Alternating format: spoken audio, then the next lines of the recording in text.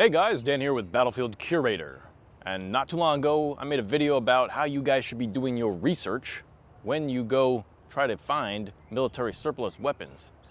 But how do you do said research? Well, I've got a few tips and tricks that I use to help find values on some of these collectibles. When you think about how something is valued, you have to think about supply and demand, which most people don't really think about. And the supply on some of these is very low right now, or lower than it used to be back in the day. Now, if you travel around, you could find a decent amount of supply and maybe a lower demand. And honestly, right now, since after the pandemic, I think the demand has gone a little bit down, and the way the economy is going, I also think that demand is down. I honestly think that the pandemic helped surge prices to unforeseen levels on some of these military surplus weapons like Mosin Nagants. I saw them for selling for $1,000 at just a basic 9130, $1,000 they were selling. I think the buyers got carried away with their money and the sellers got carried away for their asking prices, and they just kept jacking them up. Well, now I think we've kind of hit this plateau where you got to find out what the value of something really is. And I've seen some of these values go down to pre-pandemic levels. I've seen Mosins for 300 again.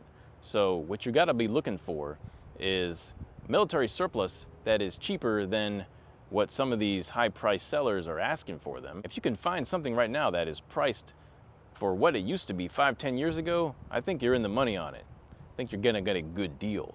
How does somebody value something? And really what a value comes down to is the emotional attachment to it.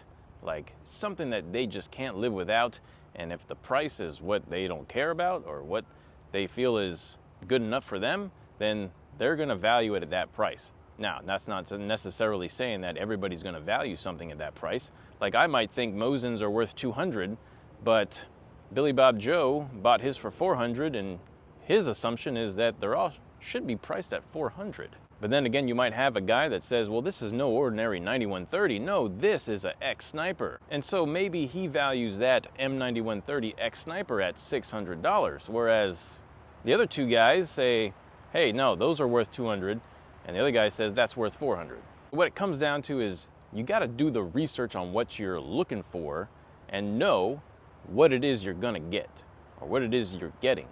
So if you do research prior, you start going to forums, Facebook groups, you go read some books and watch a lot of YouTube videos, you might figure out a lot more about what it is you're actually going to be getting. You're going to figure out what kind of ammo it takes, you're going to figure out how collectible it is, you're going to figure out what the sentiment is towards them, what everybody else thinks about them, and really you kind of generalize your own opinion, kind of form your own opinion about them. Whatever it is you're thinking about getting. Definitely books are a great resource to have. If you can like maybe bookmark some websites with them and then figure out what these really are. Sometimes you might go to a store and you might see something that you don't know anything about. So what you could do is you can do on the spot research. Just look it up real quick, maybe find some quick information, some references online about them, maybe go back to your car, watch a quick video. If you're not sure what it is, maybe it's something that's World War II related, but the seller doesn't really know what it is, and figure out what it is you're going to get, what it is you're getting. So that's the first thing. You got to figure out what it is, because I see far too many people going on these Facebook pages and posting this picture of a rifle. They have no idea what it is. Hey, can you guys tell me about it? It's like, come on guys, let's do some research before putting money into something. All right, next thing you want to do is figure out what the value of it is in current times. Yeah, a lot of these websites might have them, like if you just look up collector firearms, pre-98, legacy, they're gonna have super high priced, overvalued stuff on there. Yeah, some people might say, well, it's a convenience fee. You're paying a little bit more because they do more research on it, they take a lot more photos, they actually inspect it, so you know what you're gonna get. I mean, you could say that about a lot of different things. Like you could go to an auction website and see a lot of photos. You know, more or less when you go to an auction website, you're gonna see what people are bidding on it. You're gonna see what the seller's asking for it. You're gonna see what the actual sentiment is. What I like to do is if I go to Gunbroker and I'm looking at certain things, I wanna kind of value certain things. I wanna put a value number on something. like a few things. Let's say I want to look up a Mauser rifle, like a K98. I'm going to pull up a few listings, and I'm going to just have the web pages open on my phone, and I'm going to wait. I'm going to wait until they sell. And if they don't sell, then I know there's not a lot of sentiment for them. If they do sell, then I kind of get a good value of what people are actually going to pay for them in current times. Now, you also have to take into consideration that people pay a lot more fees on gun brokers, so the price they pay is probably a lot more. Another thing I do is I go on historic auction websites. Like if I go on Rock Island Auctions, I can see what they historically sold for in the past. Now, Rock Island Auction puts a pretty decent description on there. Not very good with their photos, but they're more of a high-class auction website. So some of the stuff that's on there is gonna probably sell for a lot more at a lot higher price.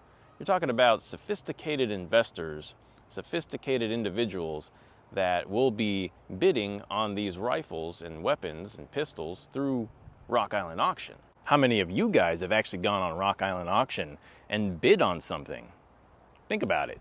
Something else I do is, let's say I look at something in a store and I see the price on it. Well, I don't get emotionally attached to it. I don't just go and put it on layaway or say, hey, can you hold it for me? You know, I kind of just take a methodical look at it. I mean, during the pandemic, yeah, some of these things might get swiped up same day, but nowadays they're probably gonna sit for a while. So I'll go back home, I'll do some more research. I'll go on like Arms List and I'll look at different listings of the same weapon. I might do some Google searching for different gun shops, just military surplus gun shops, and you can go down a whole rabbit hole on Google just looking at all these gun shops. There are so many gun shops all around the nation that have these little small websites, so you can find them. They're out there, but you just got to do a lot of searching. Well, what I like doing on Arms List is I'll click on a listing or two and see there's a link there for their website. So I'll go to their website and I'll see what other stuff they have. And if they have cheap stuff, then I'll bookmark it. I'll save it on my phone and my notes as a website to go look for military surplus and collectibles. So yeah, going back to if I find a weapon that I really want in a store, and then I go online and I start looking up all these valuations, I start figuring out what its real value could be in today's time.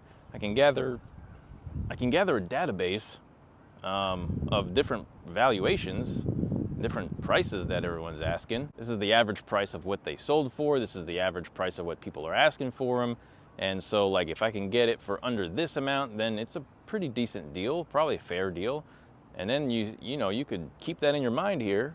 And if you go see the same weapon in another shop, let's say you go to a pawn shop, that's a really small town pawn shop, and you see the exact same model of whatever you're looking for, and it's like really cheap compared to the average price that you just looked up, then hey, yeah, you probably got a good deal there. Another website that I've realized that has pretty high prices on stuff is Cabela's used guns.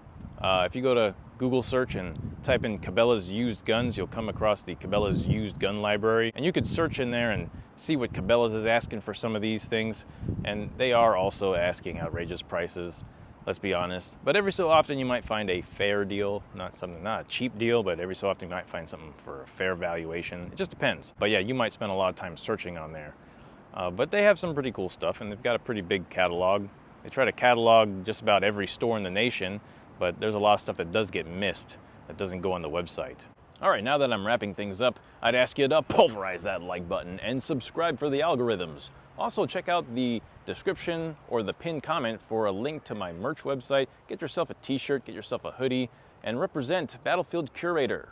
I'd definitely appreciate it if you pick one of those up, and as time goes on, I'll be coming out with more stuff.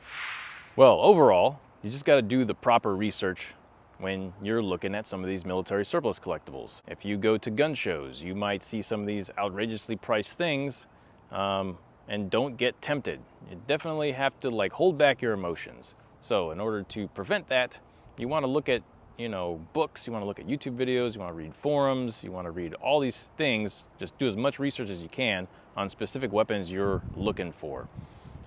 Once you figure that out, and you kind of know what you're going to get into, and you kind of know the markings and the date codes and all that, and your serial number ranges, then you want to look at what the actual value of whatever you're looking for really is. So go on your auction websites, go on your other websites, figure out what people are selling them for, and then go to maybe some historic prices, You know, even if you see something for a stupid high price, it's probably not going to be worth it in the long run. You know, if you're looking at these things as a collectible, then why put all your hard-earned cash into just one rifle when you can probably split that and get 2 different rifles with the same amount of money? You just got to be a little patient and not succumb to your emotions, because really, when it comes down to buying stuff, when your emotions take over, you could get carried away and you could overspend and get ripped off. So when people talk about the prices on some of this military surplus just being so outrageous, there's a reason why. It's because in the past, in the recent past, a lot of people and collectors have been overpaying for these things, which caused the sellers to jack up the prices. So do us all a favor.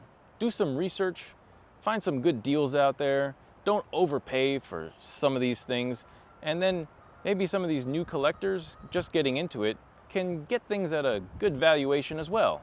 With that being said, be sure to learn history and curate history. Pulverize the like button. Subscribe if you haven't. Make it a great day.